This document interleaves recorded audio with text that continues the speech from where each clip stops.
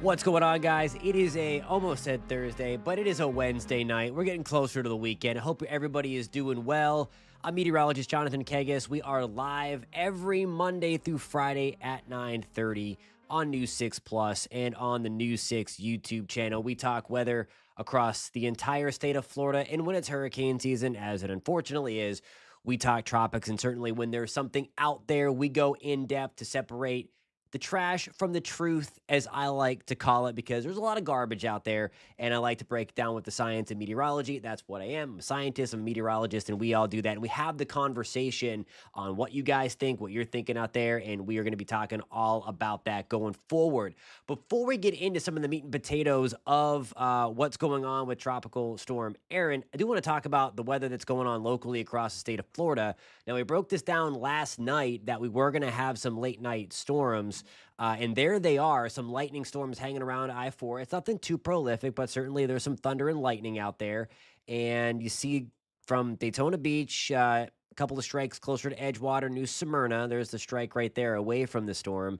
There was some really heavy rain, severe thunderstorm warning earlier for Sanford, Lake Mary, Winter Springs, Altamont Springs, Southern Seminole, Northern Orange County. That has since gone away, but still left with a flood advisory there. That's going to roll for the next few minutes. Actually, just expired, just like that. Thanos snap. And we do have a couple of downpours hanging around Apopka tonight, Zellwood, Tangerine, this evening. Couple of lightning strikes around as well. So nothing too crazy, but just wanted to give you that update as we get ready to break down the things across Central Florida. And we'll start with the Central Florida forecast.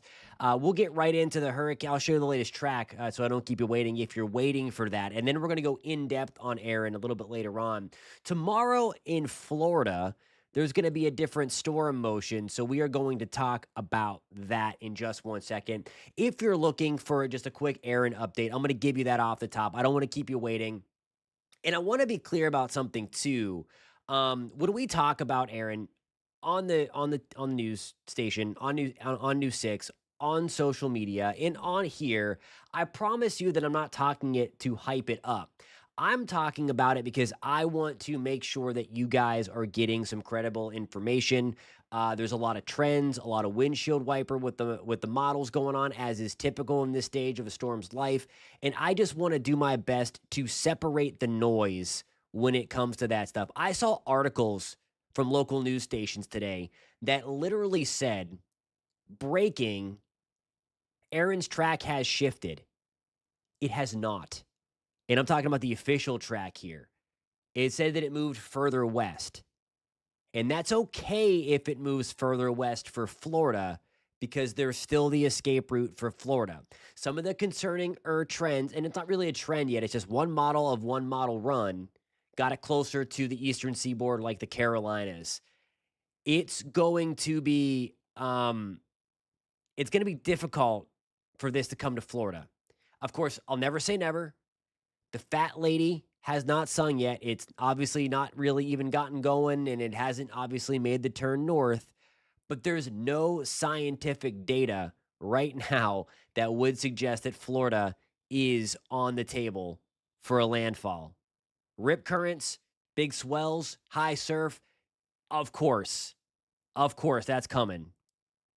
But I don't think we're getting a landfall, and I'm very upset that people would try to insinuate and just try to say that, okay, the westward shift means something for Florida. It doesn't. Okay, so I just want to get that off my chest. Still expecting a Cat 3 hurricane somewhere northeast of the Turks and Caicos, and you see the official forecast from the National Hurricane Center does have that bend. Okay, it does have that bend already baked in. The latest forecast comes out at 11. We're likely going to have that towards the top of the show. And I promise you, if you saw my Facebook post at the beginning of hurricane season, I'm not going to hype anything. We're starting with it. I know everybody is looking for the information because there's so many conflicting things out here and out in the world of social media. So that's why I'm giving it to you straight. I'm giving it to you first and foremost. If there's something I don't like, I'm going to tell you. That's just how I roll. So we're going to get into the deeper stuff about what's actually steering Erin in just 1 second. But first, I want to show you the storm motion for tomorrow. We're going to start off with maybe a couple of stray downpours along the I-75 corridor. This is going to be early in the morning, 5, 6 o'clock, and all that jazz. As we move into the 11 o'clock hour, scattered thunderstorms try to pop around Port St. Lucie, Vero Beach, Fort Lauderdale, Miami, inland. And then we're going to get some stuff kind of developing into the afternoon. I don't think it's very prolific. We have a big chunk of high pressure above our head, and that's actually what's helping to, that'll actually like kind of allow Erin to lift north, by the way. And then you see the thunderstorms kind of move from west to east tomorrow. So the flow isn't that strong. We're going to see them kind of move from west to east. It's going to be a little toasty. Vero Beach, 92 in Vero, 93 in Tampa, 96 degrees in all that in Orlando, and then 95 in Jacksonville. Michael says, if it's just more west tomorrow, are you going to be upset? Why would I be upset? I'm expecting it to shift further west.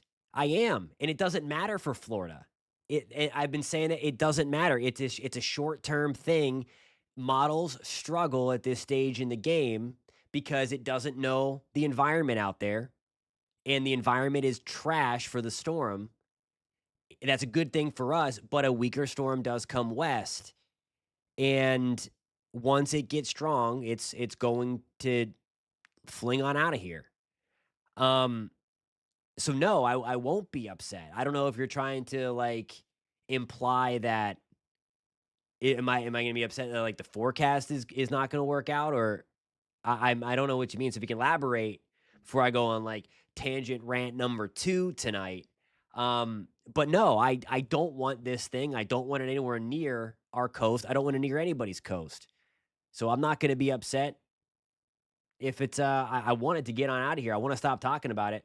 I have a house project that I'm trying to do, but all my time is going to forecasting Erin. So that just leaves you a little bit where I'm at on all that stuff. By the way, we're taking a live look at Boca Grande tonight. That is near the landfall site of Hurricane Charlie. Tonight is the 2004, 21-year anniversary of Hurricane Charlie making landfall in Southwest Florida. Hard to believe it was that long ago. But anyway, I'm going to get my short break in, and when we come back, it's all Erin all the time. We're going to go in depth and talk about what is steering this thing coming up in just about 3 minutes.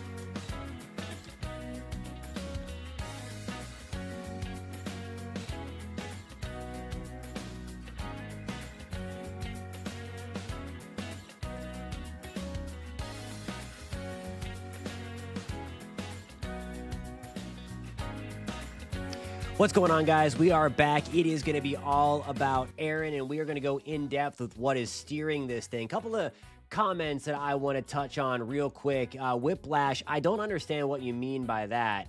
8 to 9 days and it shows hitting us. They say don't pay attention to that. It's too far out. 8 to 9 days out and it doesn't show a hit. So if you could elaborate on that, I could try to touch on that a little bit more. Michael says, I don't think steering forecast is always so reliable. I remember Andrew made a left turn. Couple of things about that is you're right, because again, the things that are steering the storm are out in the middle of the ocean and we don't have a lot of data. That's why it's critical to have the hurricane hunters, and you're going to see these models tighten up and we're going to get a really good read on what's steering this thing as we get into the weekend. The first hurricane hunter missions, by the way, start tomorrow. They take off from the Caribbean at 4 o'clock tomorrow afternoon. So this is when we're really going to start to get good critical data. The other thing I want to say about that is it was 1992. We have had significant model upgrades since 1992. And we can catch stuff like that a whole lot better. So that's what I'll say about that in terms of Hurricane Andrew. And I know it was supposed to go up and out, but it came in. Obviously, watching things like that always. But there is no support at all for that. I want to show you the European ensembles. Still, to right now, the best thing to look at are the ensembles until we get Hurricane Hunter data in there and until it gets a little better organized, which it is doing right now. But look at all these lines. And I know this just looks like a mess. Oh, they don't know where it's going. These lines tell a really, really big story here. You see that none of them show a landfall in Florida. Out of 51 members of the European ensembles, none of them show a landfall in Florida. Now, a couple of them do get a little close, especially to the Bahamas, and this would certainly chew up the beaches if it stays offshore. On the furthest west ones, the Carolinas in the United States, that's the only spot along the eastern seaboard that it has an opportunity, a small opportunity for direct impacts. But you see, we do have a couple of ensemble members there, so that's why the guard is up a little bit more. Obviously, I don't want to storm even out here in the middle because I just don't want it close. But a lot of these split the difference in between Bermuda in the eastern seaboard. I want to show you this. This is the steering current.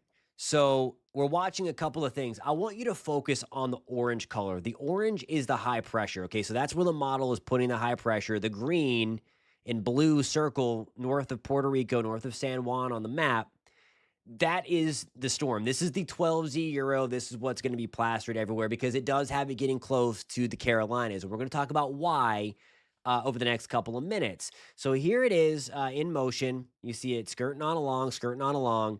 That weakness initially in the ridge allows Erin to lift north, okay? The one thing I don't like, and again, this is what we have to watch because we don't have the good data yet.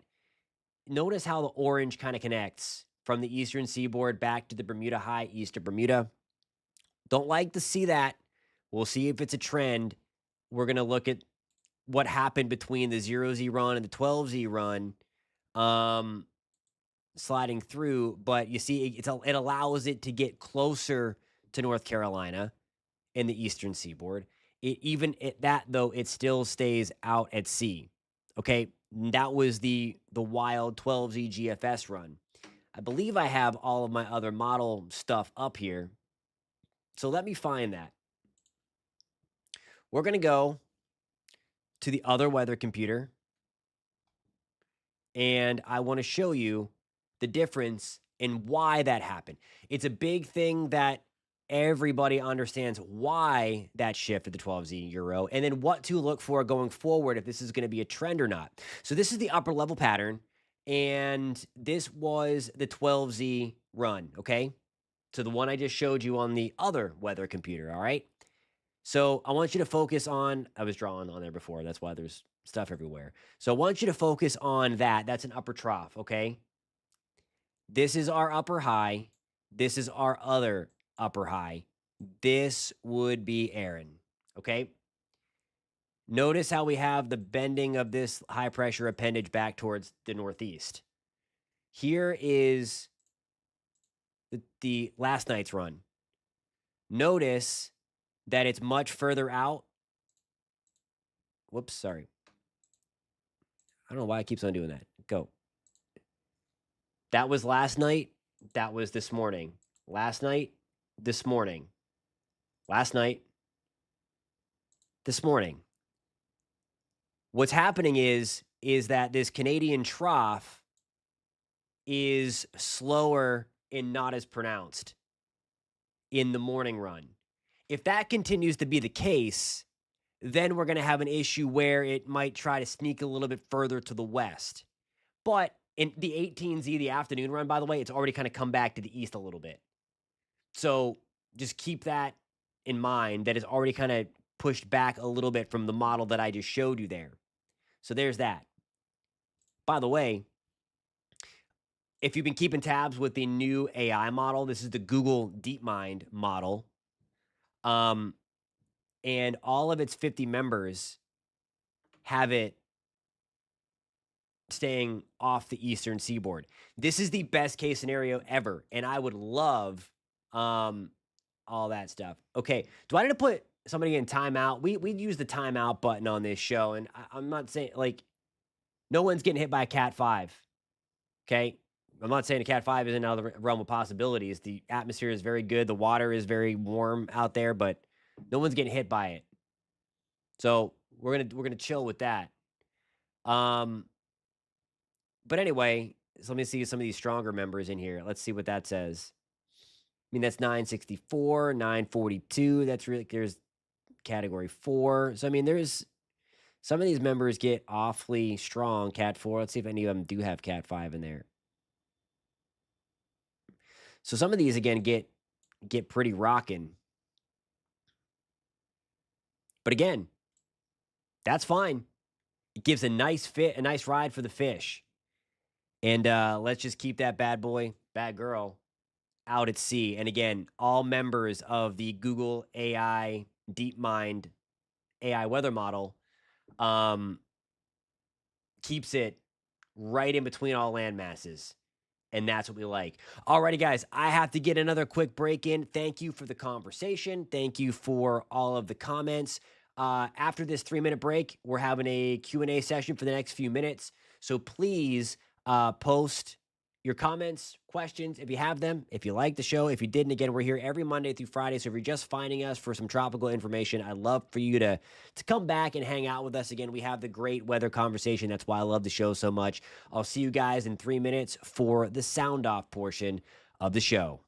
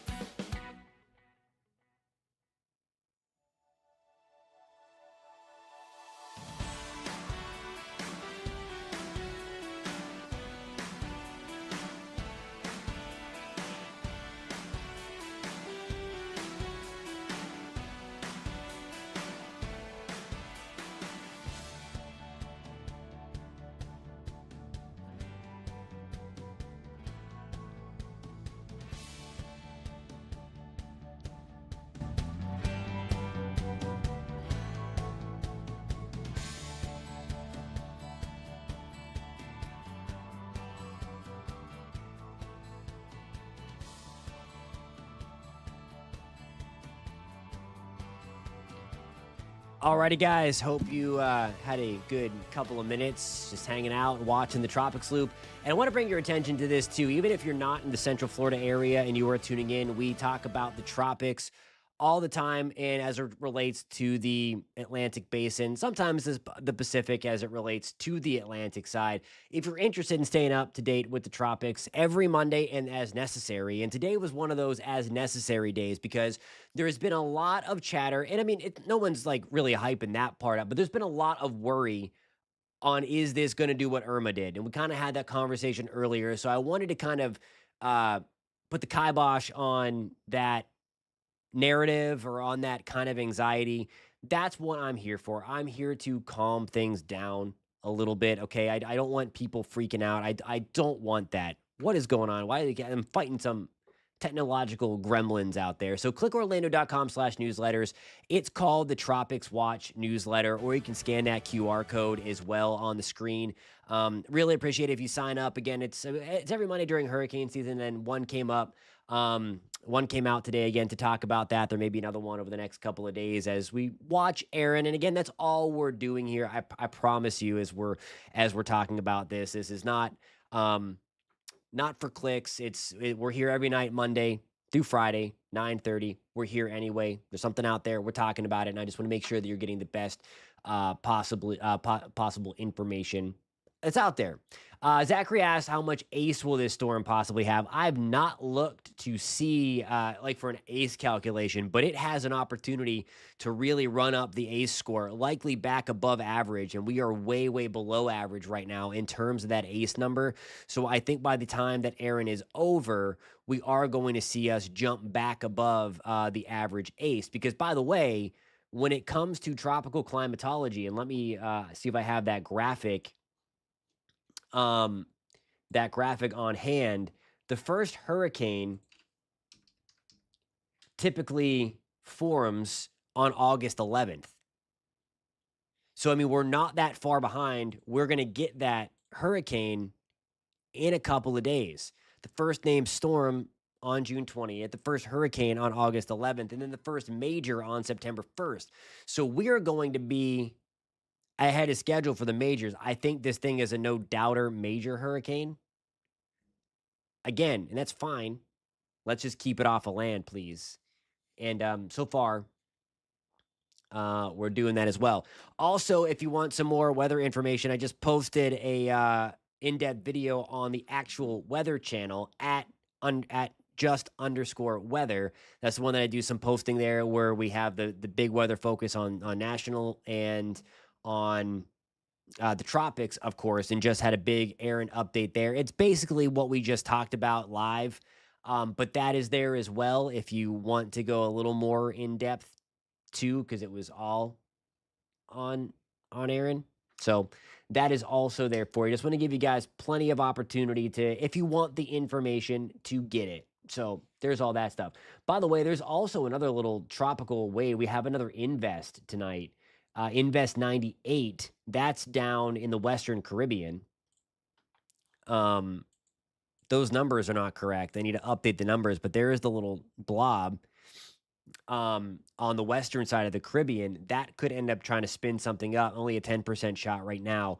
But that is something to watch, as there was a nice flare up of thunderstorms right around the Yucatan over the last couple of days.